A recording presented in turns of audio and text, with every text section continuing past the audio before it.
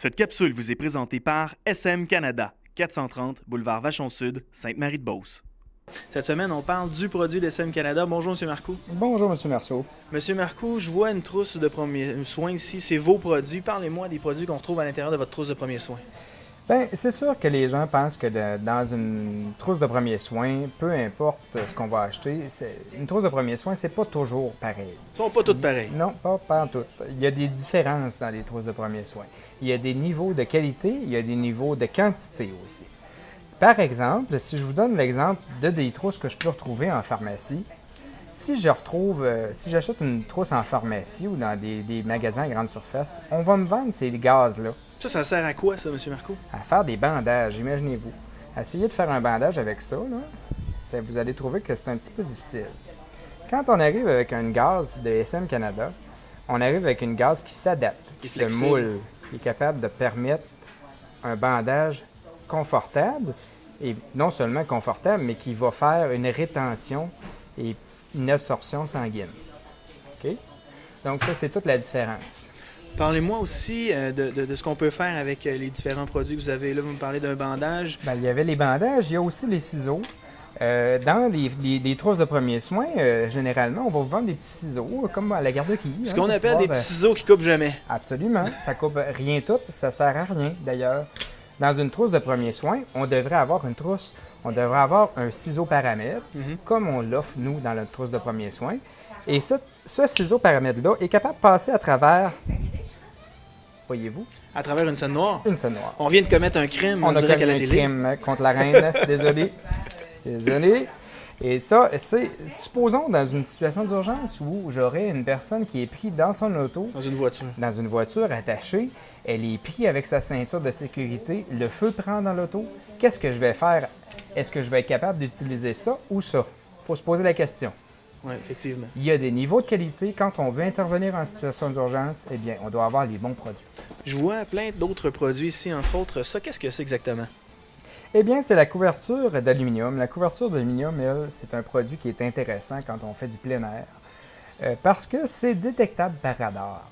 Et puis, ça permet plusieurs utilisations. On peut couvrir une victime en situation d'urgence. On peut se faire une tente si on était pris dans le bois, si on est mal pris.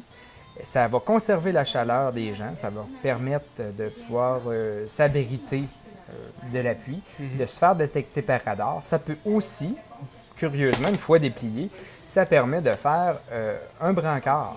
On pourrait placer une personne dessus et la déplacer sur ce papier d'aluminium-là, tout simplement. Je vois ici qu'il y a un DVD qui voulait faire parler de lui en tombant. À quoi ça sert?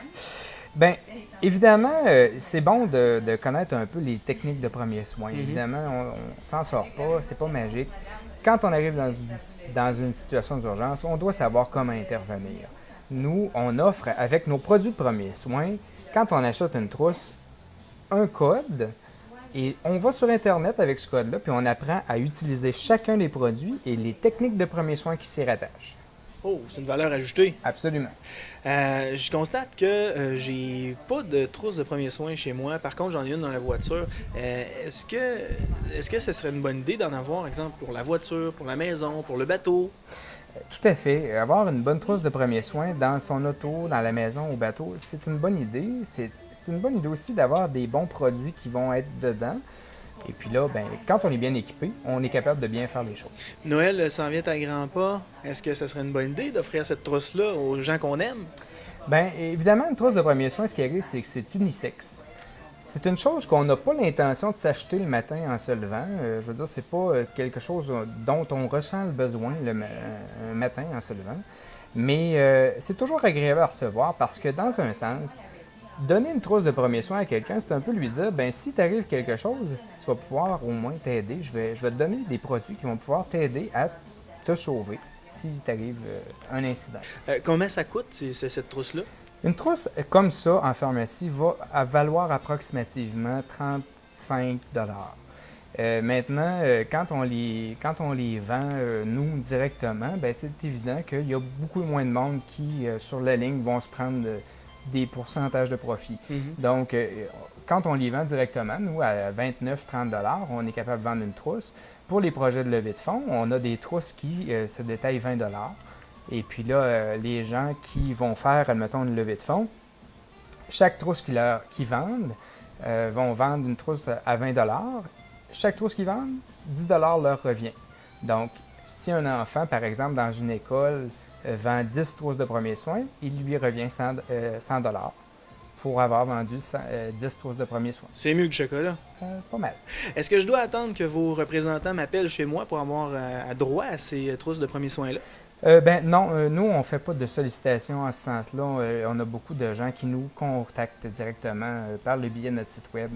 Et puis, à ce moment-là, nous, on prend les arrangements directement avec eux. Donc, un particulier ne peut pas avoir accès à vos sous-services? Oui, absolument. De quelle façon? Les gens peuvent nous contacter sur le site web à notre adresse www.smcanada.org, à info@smcanada.org ou à notre numéro de téléphone 1-877-387-6669. Est-ce qu'on peut venir vous voir? Vous pouvez venir nous voir sur nos heures de bureau du lundi au jeudi jusqu'à 4 heures. Merci, M. Marcoux. Merci. Cette capsule vous a été présentée par SM Canada, 430 boulevard Vachon Sud, Sainte-Marie-de-Beauce.